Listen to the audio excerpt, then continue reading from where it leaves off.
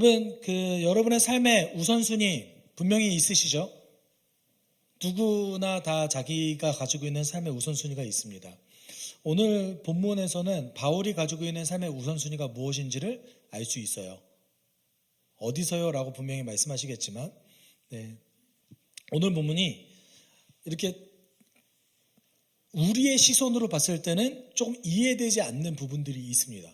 갑자기 바울이 머리를 깎는데 예루살렘에 올라갔다가 안디옥을 가고 이런 내용들이 나오잖아요.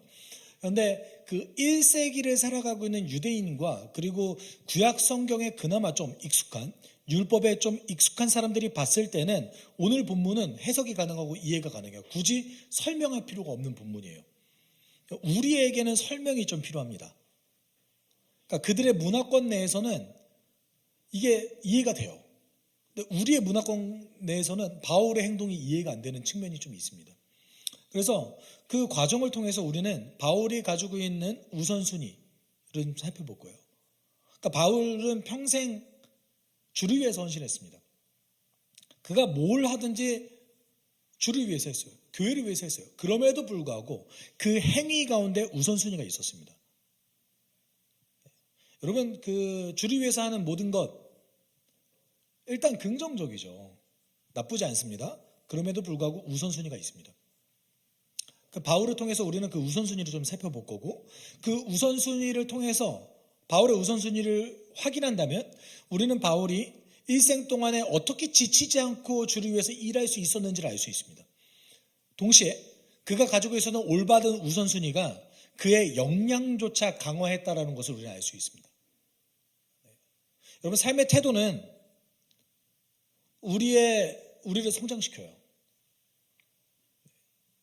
그렇지 않습니까? 결국 태도가 우리의 삶을 결정하잖아요.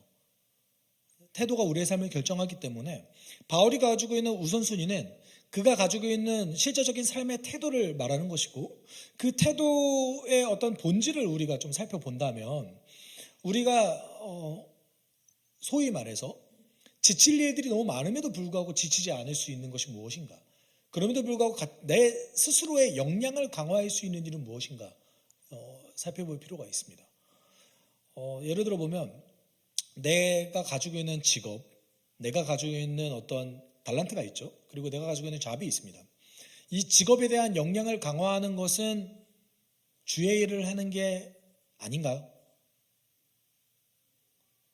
우리는 구분할 때가 많아요. 그런데 잘 생각해 보시면 우리가 가지고 있는 대부분의 직업은 하나님께서 만드신 창조 세계를 관리하는 것에 관련되어져 있습니다. 그렇기 때문에 내가 가지고 있는 직업적 역량을 강화하는 것조차 주님 안에서 성장하고 있는 것이고 주의 일을 감당하고 있는 것이죠. 그러니까 우리가 이런 이분법을 좀 피해야 됩니다. 세상은 타락했고 교회에서 하는 모든 행위는 거룩하다 라는 이분법을 피해야 됩니다. 왜 피해야 되냐면, 여러분, 내일 당장 교회 밖을 살아갑니다. 교회 밖을 나가서 살아가면 내가 아니게 되는 겁니까? 그럼 교회 딱 들어왔을 때 나는 거룩하고 교회 밖을 이렇게 나가면 나는 타락한 겁니까? 아니잖아요. 우리는 그 안에 있어도 그리스도인이고 이곳에 있어도 그리스도인입니다.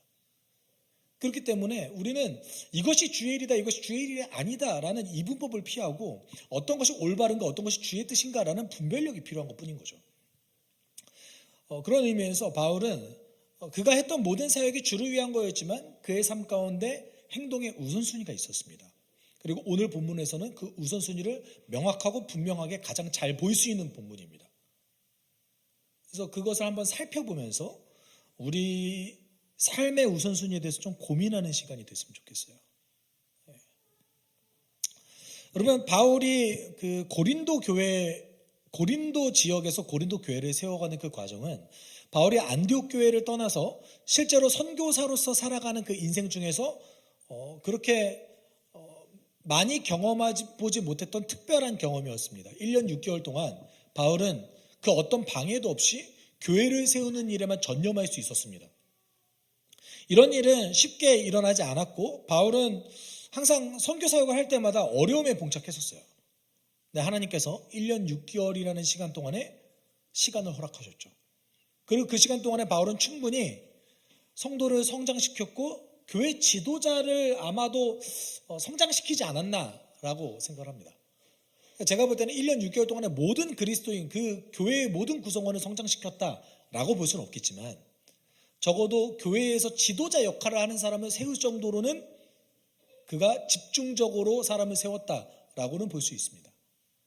그리고 그 과정이 끝나고 그는 마게도니아 지역을 떠날 결심을 합니다. 근데 이제 우리가 오늘 본문 1절, 18절을 보면 그 과정에서 우리가 주목해야 될 점 두 가지를 살펴볼 수 있어요. 18절 좀 같이 읽어볼까요? 바울은 여러 날에 더 머무른 뒤에 친구들과 작별하고 배를 타고 시리아로 떠났다. 브리스길라와 아굴라가 그와 동행하였다. 그런데 바울은 서운한 것이 있어서 갱그리아에서 머리를 깎았다. 네, 두 가지 주목할 볼 점이 있죠. 첫 번째는 브리스길라와 아굴라와 함께 동행했다. 이게 첫 번째입니다. 두 번째는 머리를 깎았다. 그가 대머리가 되기를 소원했을까요? 그렇게 볼 수 있는 거 아니에요? 그가 서원해서 머리를 깎았다.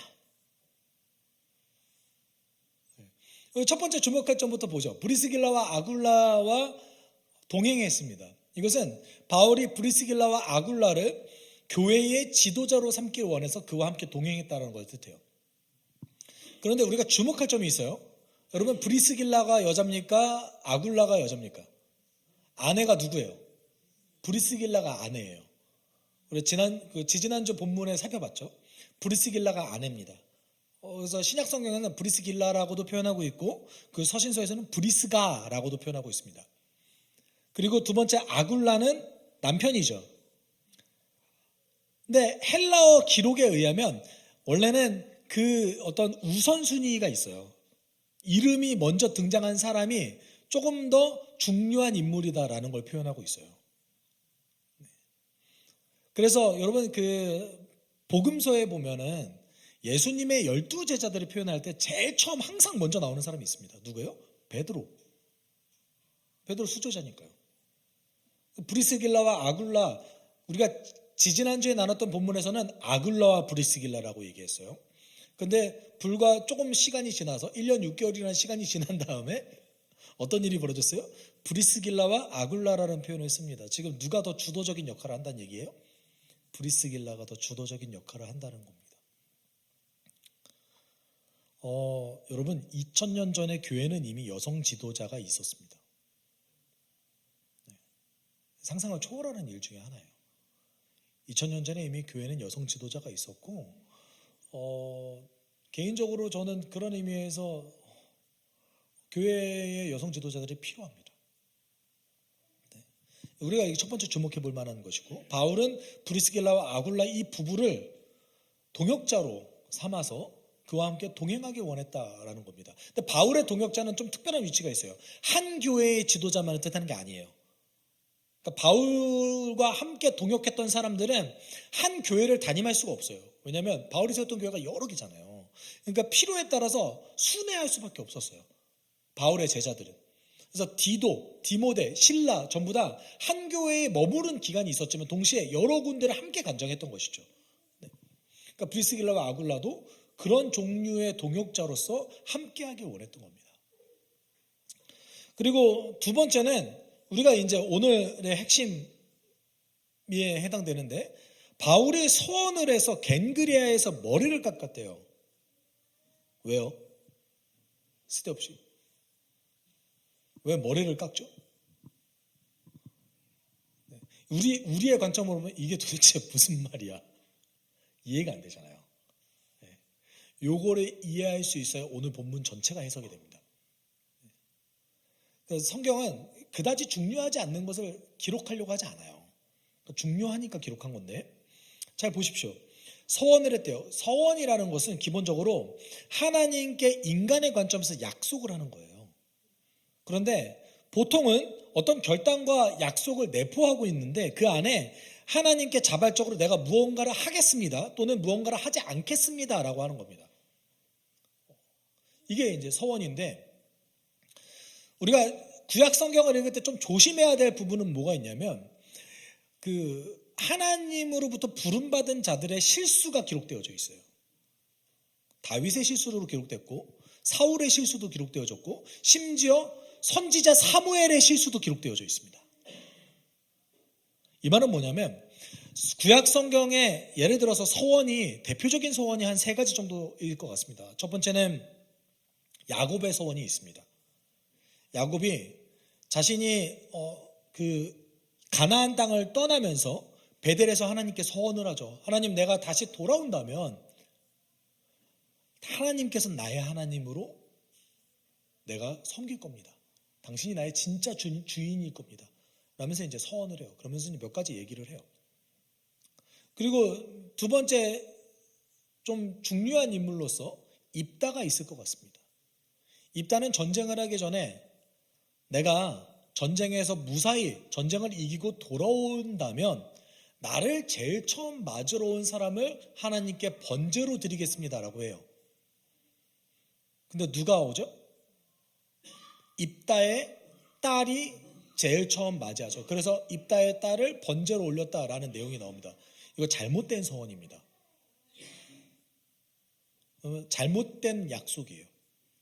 실수를 떠나서 이건 범죄입니다. 하나님은 인신제사를 받지 않으셨어요.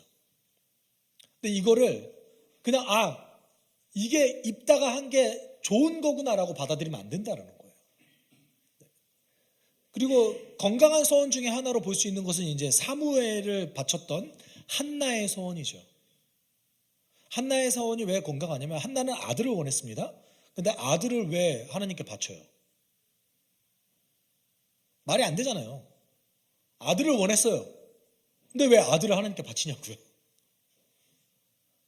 그러니까 한나가 하나님 앞에서 기도하는 도중에 한나가 서원했던 것은 그 가운데에 아들을 달라고 기도를 시작했지만 그 가운데 하나님의 뜻을 알아서 하나님이 원하시는 것을 서원했던 거예요. 그래서 우리가 한나의 서원을 좀 특별하게 보는 겁니다. 그러니까 한나가 아들을 받았어요. 이 서원이 중요한 게 아니에요. 예를 들어서 많은 분들이 한나의 서원을 빗대서 내 아들을 목회자로 바치겠습니다. 라고 하시는 분이 있으시거든요. 제 비하인드 스토리지만 저희 가을이가 막내 아들 가을이가 임신 8주차 9주차 그 사이에 아내가 하혈을 엄청 심하게 했어요. 저희는 100% 유산인 줄 알았습니다. 근데 아내가 이제 한나의 기도를 했더라고요. 하나님, 이 아이가 태어나면 선교사로 키워내겠습니다. 라고 이제 기도를 했더라고요. 그래서 잘못 기도한 거 아니었어?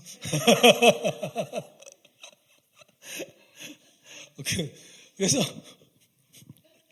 근데 저 너무 재밌었는데 아내가 그러면 이제 가을이 이름을 줘야 됐거든요. 가을이가 이제 미국에서 태어났으니까 미들네임을 질 때 가을 피터 리로 한 거예요.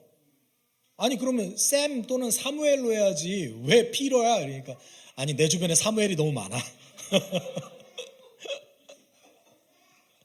네, 너무 재밌는 일화였어요. 네, 제 아내도 가을이를 서원했어요. 근데 지금 막 신학책 꺼내 들고 이러면 읽지 마! 이러고 있어요. 네. 그 서원이 현재 유효하지 않습니다. 한나의 서원이. 네. 이해하셨죠? 네. 제 아들이 사무엘처럼 컸으면 좋겠어요. 괜찮을까? 네. 여러분, 그런 의미에서 서원이라는 것은 무엇이냐면 하나님의 주시는 어떤 것, 은혜, 하나님의 거저 주시는 그 어떤 것을 반응해서 내가 하나님께 약속하는 거예요.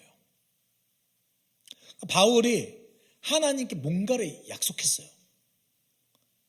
우리는 둘 중에 하나라고 생각할 수 있습니다. 바울이 도대체 뭘 서원했을까 알 수 없어요. 근데 문맥을 살펴봤을 때 저는 나시린 서약이 유력하다고 보는 사람입니다. 나시린 서약이 조금 더 유력한 것 같아요. 그런데 일반적인 서원을 했을 수도 있어요. 근데 개인적으로는 나시린 서원이 조금 더 합당하지 않나라는 생각이 듭니다. 나시린 서원이 뭘까요? 여러분, 우리가 착각하는 게 있어요. 나시린은 평생 동안 하는 서원인가요?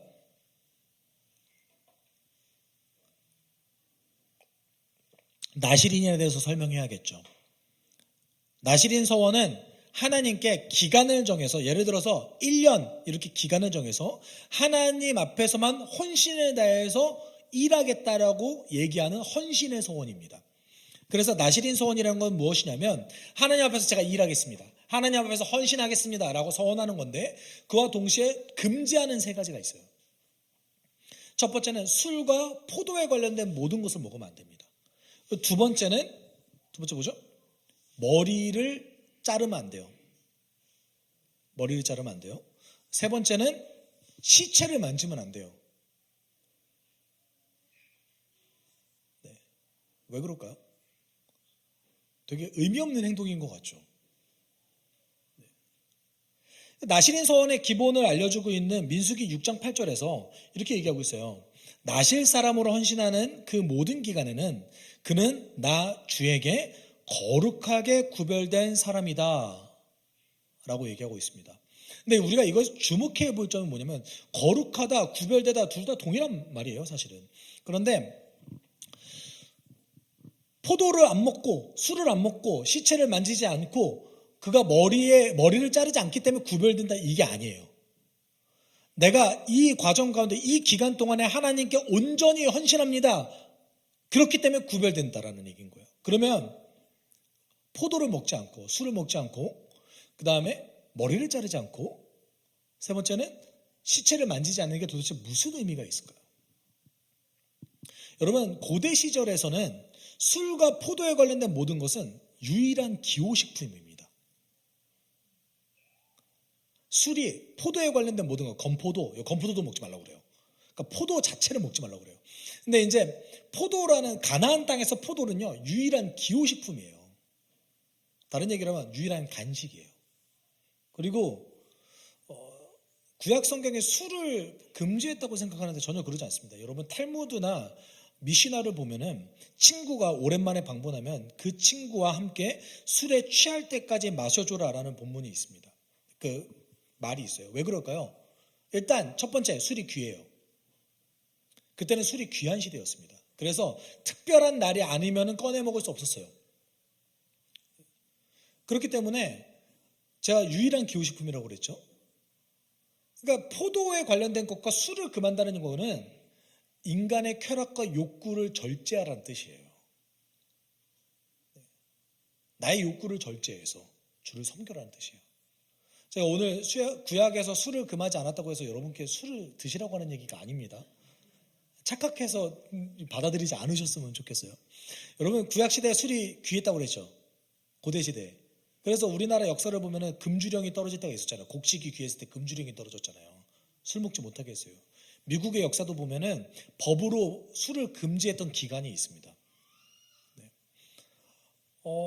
그런데 현대 사회의 문제는 뭐냐면 술이 너무 싸졌어요.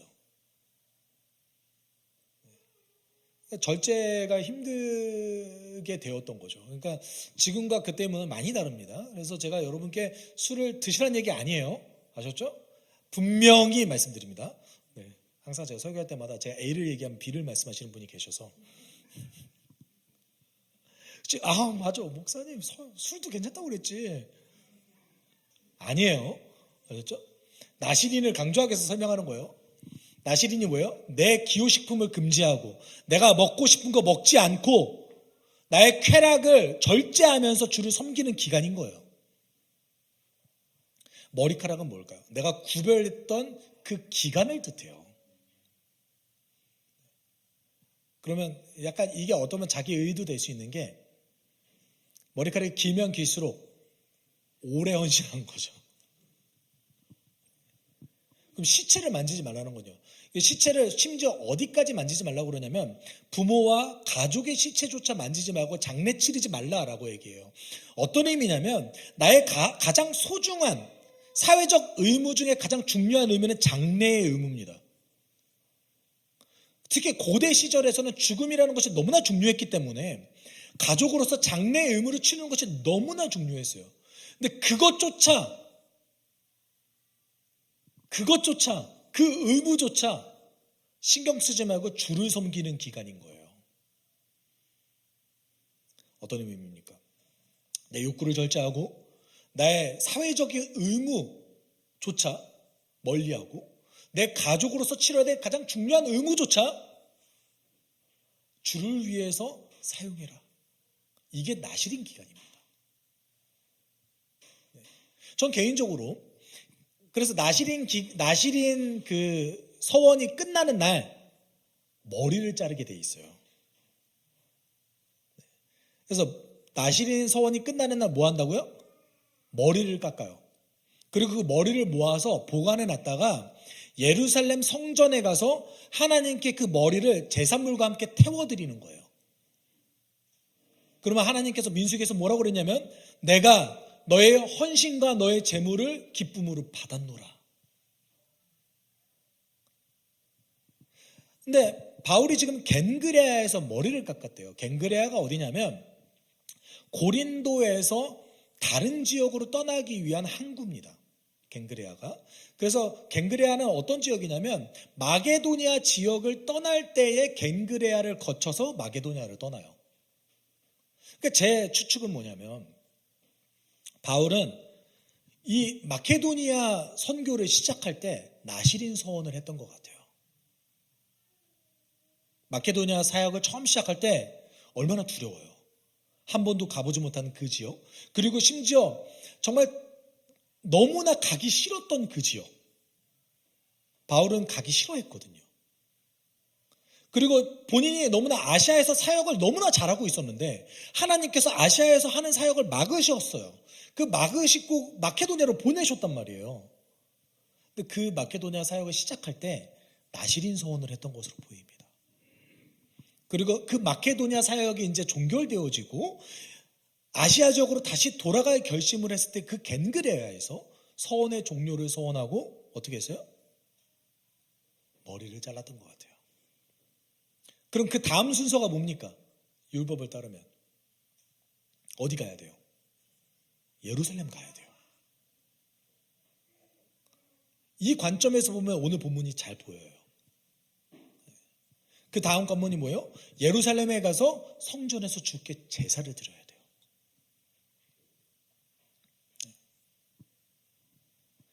그러면 바울이 굳이 율법을 지킬 필요가 있었습니까? 이거는 이제 우리가 결론부에서 함께 나눕시다 다시. 근데 여러분 잘 생각해 보시면 그런 의미에서 여러분 왜 먼저 나실인 서원이 끝날 때 머리를 먼저 깎을까요? 예루살렘이 멀리 떨어져 있을 수도 있잖아요. 그럼 뭐 1년 후에 갈 수도 있고 2년 후에 갈 수도 있고 환경에 따라 다르잖아요. 고대 시대니까. 근데 그 기간 동안에 그렇게 고생하면서 주께 헌신해야 되는 나실인 서원이 계속해서 지속될 필요는 없는 거 아니겠습니까?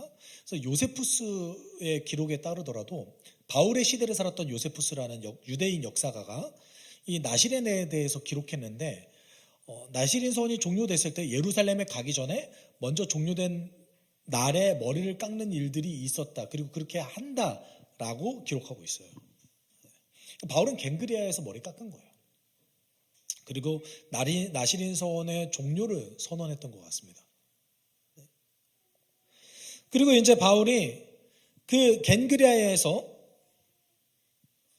나실인 서원을 이제 종료한 다음에 이제 다른 지역으로 떠나죠.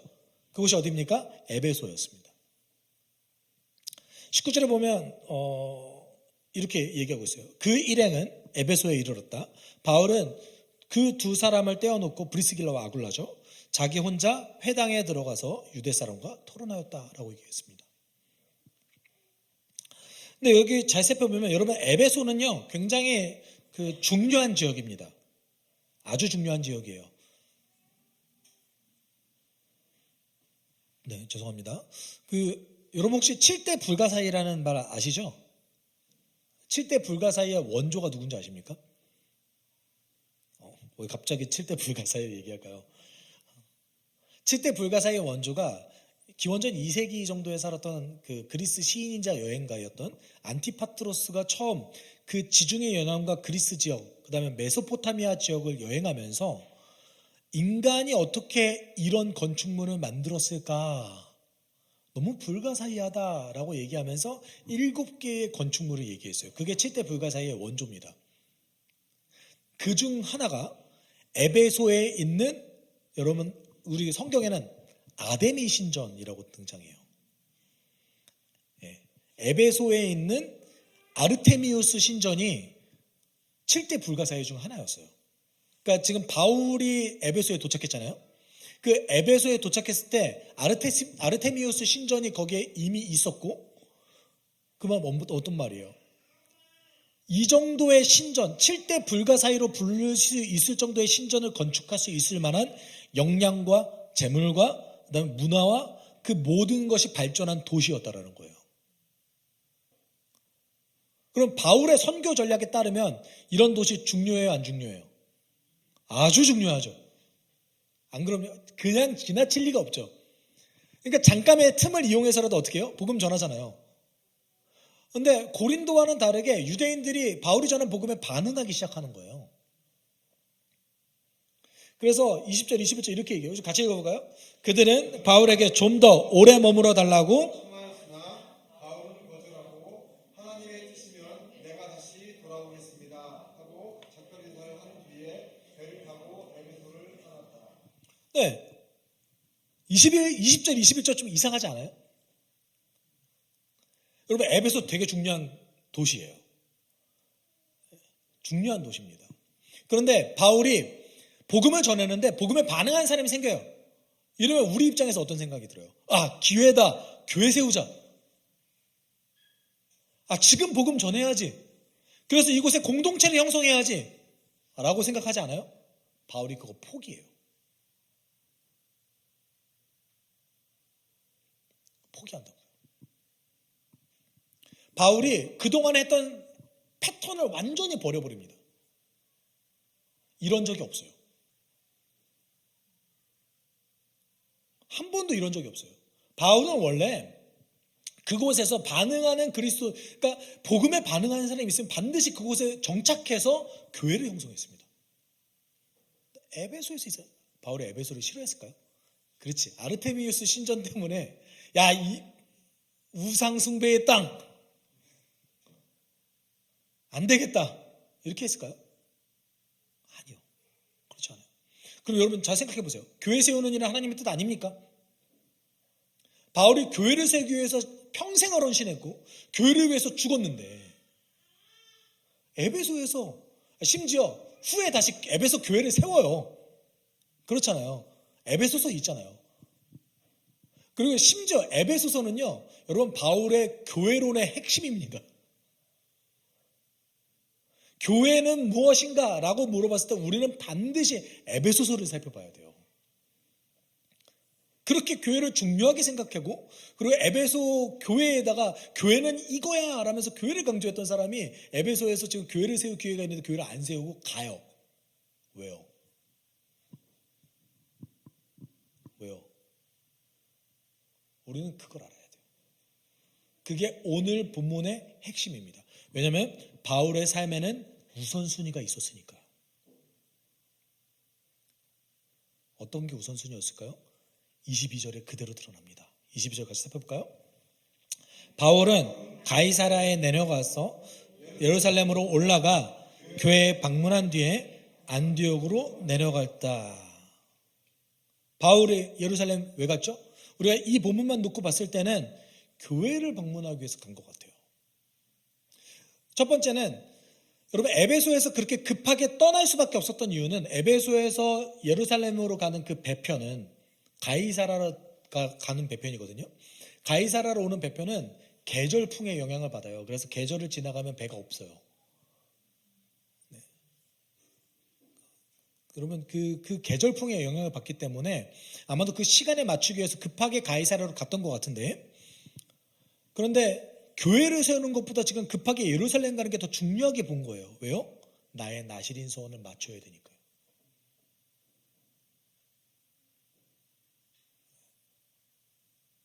나의 나실인 소원을 어떻게 해야 돼요? 맞춰야 되니까요. 우리가 어떤 점을 봐야 될까요? 바울은 사역의 열매보다, 바울은 심지어 교회를 세우는 일보다 뭐를 가장 중요하게 여겼어요? 하나님과 바울 스스로의 관계를 가장 중요하게 여겼습니다. 이게 최우선이다. 근데 우리는 이렇게 반문할 수 있어요. 어차피 율법 아닙니까? 바울은 복음을 받아들임으로 해서 율법에서 자유하게 된 사람 아닙니까? 여러분, 지금 바울이 율법 지키기 위해서 나실인 서원한 거예요? 아니죠. 그리고 여러분, 언제 바울이 율법이 나쁘다고 얘기했습니까? 한 번도 바울은 율법이 나쁘다고 얘기한 적이 없어요. 다만 율법에 기록된 은혜보다 예수 그리스도를 통한 은혜가 압도적으로 더 위대하다라고 얘기한 거예요. 바울은 평생 동안 율법을 철저하게 지켰던 사람입니다. 왜요? 그에게 있어서 율법은 하나님과 자기 사이의 관계를 이어주는 도구였기 때문에요. 여러분, 성경 읽는 거 왜 읽습니까? 그렇게 따지면 성경을 1년에 1독하는 거, 이것도 율법 아니에요? 아닌가요? 내가 무슨 뜻인지도 모르는데 오늘은 무조건 3장 읽어야 돼. 의미가 있겠죠? 이것도 율법 아닙니까? 그렇죠? 성경 왜 있습니까? 하나님과 나를 연결시켜주는 유일한 통로가 말씀이기 때문에 읽는 거예요. 내가 주를 알 수 있는 유일한 방법이 주의 말씀이기 때문에 내가 읽는 거예요. 바울에게 나실인 소원은 하나님과 자기 자신의 관계를 더 깊게 연결시켜주는 도구였던 거죠. 바울은 단지 율법 지키기 위해 갔습니다. 아니요. 그렇지 않습니다. 주와의 관계의 도구였던 거예요.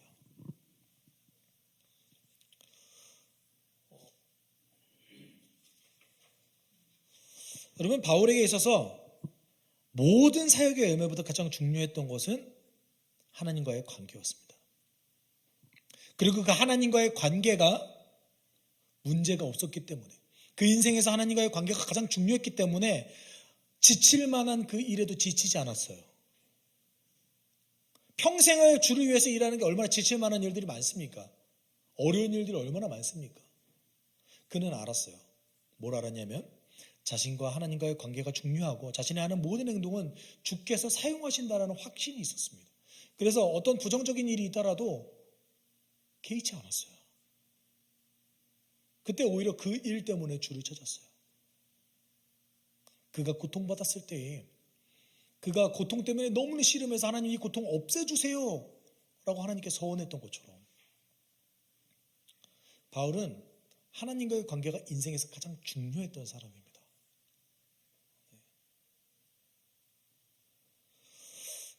여러분, 우리가 고민해 볼 필요성은 여기에 있는 것이죠. 그 이후에 바울이 하나님과의 관계를 중요하게 여긴다면 예루살렘을 거치고 그 다음에 어떤 일을 했어요? 지치지 않고 주의 일을 계속해서 나아갑니다. 23절에 바울은 얼마 동안 거기에 있다가 그곳을 떠나 갈라디아 지방과 부르기아 지방을 차례로 두루 다니면서 모든 신도를 굳세게 하였다라고 얘기합니다.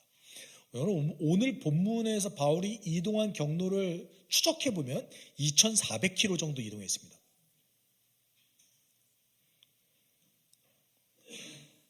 잘 생각해 보세요. 바울의 목적지는 처음에 안디옥이었습니다. 안디옥에 가려면 에베소에서 그냥 안디옥 가면 돼요. 그렇죠? 근데 뭐로 그 고대 시절에 그 고생하면서 예루살렘까지 가서 자신의 소원을 마무리하고 그리고 다시 안디옥에 들어가서 자신이 세웠던 갈라디아와 부르기아 그 산간 지역을 넘어가가지고 왜 그런 생고생을 합니까? 엄청나게 돌아가는 루트예요. 왜요? 뭐가 제일 중요해서요? 하나님과의 관계가 제일 중요해서요.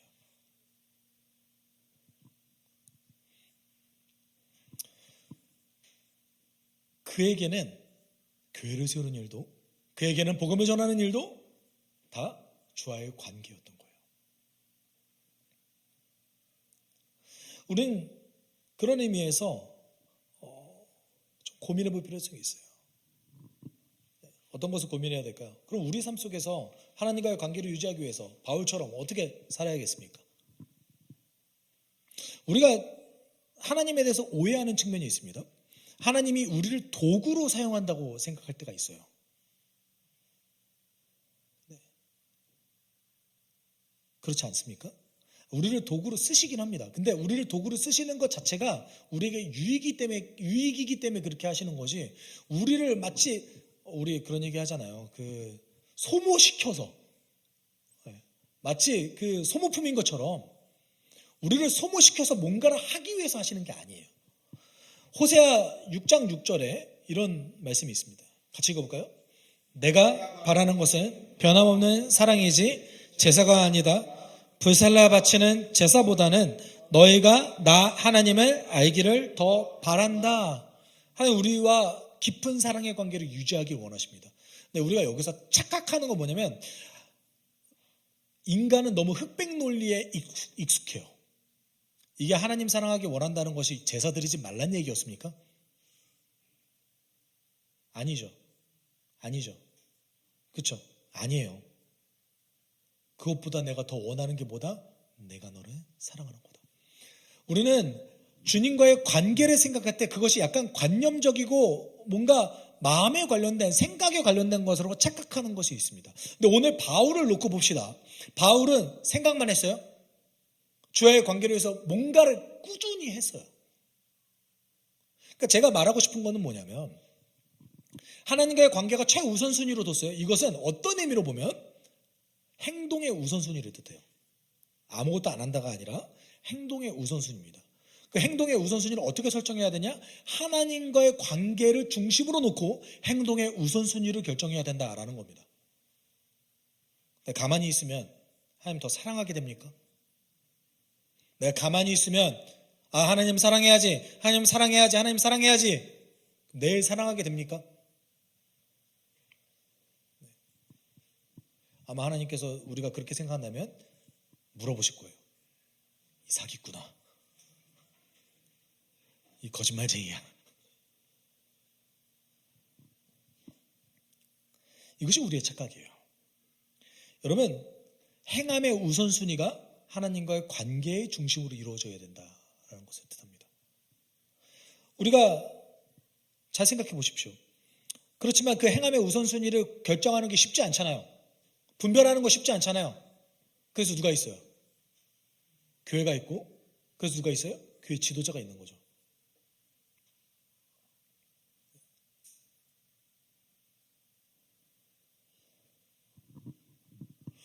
여러분, 너무 추상적이라고 생각할 수 있습니다. 그러나 이를 돕기 위해서 있는 것이 교회고, 이를 돕기 위해서 있는 것이 목회자입니다. 목회자는 성도를 도구로 이용해서 교회를 키우기 위한 존재가 아닙니다. 골로새서 1장 28절에 뭐라고 얘기하냐면, 각 사람을 만나서 가르치고 그 사람을 온전케 하는 것, 이게 제 역할이에요. 그래서 가끔가다 제가 좀 한번 볼까요? 그러면 두려워하지 마시고, 목사님은 목사님의 일을 하시는구나 현재. 제 일이에요, 제 일. 그렇죠? 만약에 안 만나면요, 각 사람을 안 만나요, 일 안 하고 있는 거예요, 제가 지금.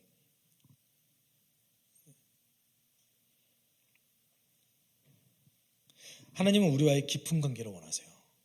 이를 위해서 우선순위를 정하고 꾸준히 실천해야 됩니다.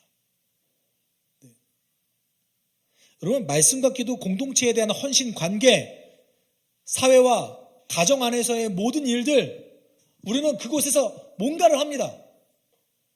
하나님은 어떻게 설계해 놓으셨어요? 그 뭔가를 하는 것이 다 하나님과의 관계에 연결되게 설계해 놓으셨어요.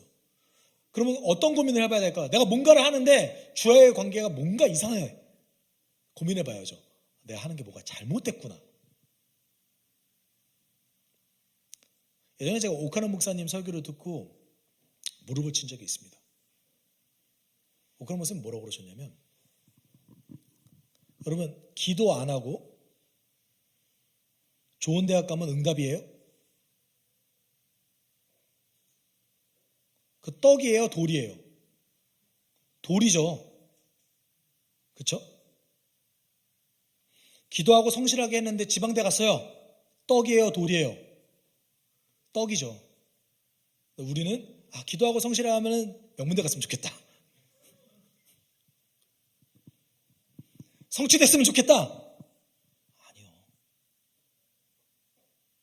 그렇지 않습니다. 우리의 모든 행위는 하나님과의 관계와 연결되어져 있습니다. 근데 그랬을 때 내가 하나님과의 관계에서 멀어지는 선택을 하는가 아닌가를 중심으로 우리의 행동의 우선순위를 재편할 필요가 있죠. 근데 그것과 밀접하게 연결되지 않다고 느껴지는 것도 있어요.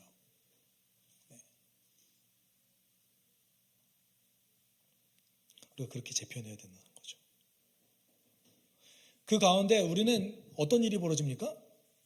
우리의 역량도 강화돼요. 바울은 그렇게 됐어요. 자신의 역량이 강화됐어요. 주의 관계를 더 중요하게 생각했기 때문에. 또 한 가지는 어떤 거예요? 지치지 않게 살아갈 수 있게 됐어요. 우리는 부족해요. 우리 스스로 뭔가를 할 수 있는 역량과 능력이 없습니다. 하나님을 그대로 찾을 수 있는 역량과 능력이 생각보다 현저히 낮습니다. 그때 우리를 도와주신 분이 성령님이시죠. 그럼 마태복음 6장 33절, 예수께서 제자들에게 이렇게 말씀하셨어요. 같이 읽어봅시다. 너희는 먼저 하나님의 나라와 하나님의 의를 구하여라. 그러면 이 모든 것을 너희에게 더하여 주실 것이다. 여러분, 솔직히 이 모든 것을 받기 위해서 의와 나라를 구하지 않습니까? 하나님께서 다 주실 거야. 그렇지. 그러니까 하나님의 나라와 의를 구해야지. 이 말이에요. 강조가 어디 있습니까? 강조가 어디 있어요? 하나님의 나라와 의를 구하라에 있습니다. 이 모든 것을 주겠다에 있지 않습니다. 하나님이 이미 다 주셨기 때문입니다. 하나님께서 우리의 아버지가 되시기 위해서 뭘 주셨는지를 생각해 보십시오. 그가 우리와 깊은 관계를 맺기 위해서 어떤 대가를 지불하셨는지를 생각해 보십시오. 우리 인생에서 가장 중요한 우선순위는 무엇입니까? 당신과 나와의 관계입니다. 우리가 함께 기도합시다. 우리 기도할 때 여러분, 우리 고민해 볼까요? 정말 여러분은 여러분의 삶의 우선순위가 하나님과의 관계입니까? 예수가 내 삶의 주인인 것이 여러분의 인생에 가장 중요합니까? 아니면 하나님과의 관계를 중요하게 여긴다면, 예수 그리스도가 내 삶의 주인이라면 나는 손해볼 거야, 나는 삶에서 실패할 거야 라고 사단의 속임수에 지금도 넘어가고 있습니까? 아니요, 그렇지 않습니다. 내가 하나님을 주인 삼아 살아간다면, 하나님 관계를 중심으로 내 인생의 우선순위를 설정한다면 나의 역량도, 나의 영성도 더 강화되고 성장할 겁니다. 우리 지금 이 순간에 함께 기도합시다. 하나님, 내 삶의 우선순위가 당신과의 관계가 되게 도와주십시오. 당신을 사랑하는 것이, 당신의 뜻대로 살아가는 것이 내 삶에 가장 중요하게 될 수 있게 주님 도와주십시오. 우리가 함께 이렇게 기도하도록 하겠습니다. 사랑 많으신 하나님 아버지, 먼저 그 나라와 의를 구하라고 말씀하셨던 예수 그리스도의 명령을 우리는 기억합니다. 하나님, 그의 나라를 구한다면, 그의 의를 위해서 살아간다면 그것이 우리 인생의 가장 큰 유익이 될 줄 저는 믿습니다. 인생에 어려움이 있지만, 그 선택에 때때로는 쉽지 않은 결정이 있지만, 하나님, 내 삶에 지금 당장 뚜렷한 열매가 보이지 않을지도 모르겠지만, 다른 세상에 향해 나아가는 나의 삶이 당신을 점점 더 사랑해가는 나의 삶이 가장 소중한 하나님의 열매임을 우리는 믿습니다. 하나님, 이 모든 것을 더하여 주시겠다는 그 하나님, 우리가 자족할 수 있는 힘과 능력을 부어 넣어 주십시오. 우리가 풍부하든지 우리가 고난에 처했든지 자족할 수 있게 하여 주시고, 하나님, 내 삶의 모든 우선순위가 하나님과의 관계가 될 수 있게 주님 우리를 인도하여 주십시오. 지금 이 순간에 나를 부르신 당신의 하나님의 능력을 우리가 기억하며 나아갈 수 있게 우리를 인도해 주십시오. 하나님 감사합니다. 사랑이 많으신 하나님 아버지 감사합니다. 우리를 지금 이 순간에 불러주시고 우리가 주의 말씀을 들을 수 있게 허락하여 주심에 감사를 드립니다. 하나님, 한 주간의 우리의 삶 가운데 우리의 모든 행동의 우선순위가 당신과의 친밀한 관계가 되길 소망합니다. 주님과 깊은 관계 맺을 수 있게 도와주십시오. 사랑을 더 원하고 하나님을 더 알기 원한다고 말씀하셨던 그 하나님의 명령 따라서 우리가 너무나 넘치는 사랑을 우리에게 베풀어 주시기 원하시는 그 조건 없는 사랑을 한 주간 경험할 수 있게 인도하여 주십시오. 모든 것 감사드리며 거룩하신 예수 그리스도의 이름으로 기도드립니다. 아멘. 주 예수 그리스도의 은혜와 하나님의 사랑과 성령의 교통하심이 행동의 우선순위가 하나님과의 관계가 되길 소망하는 숲속교회 성도들과 그들의 한 주간의 삶 가운데 함께 있을지어다. 아멘.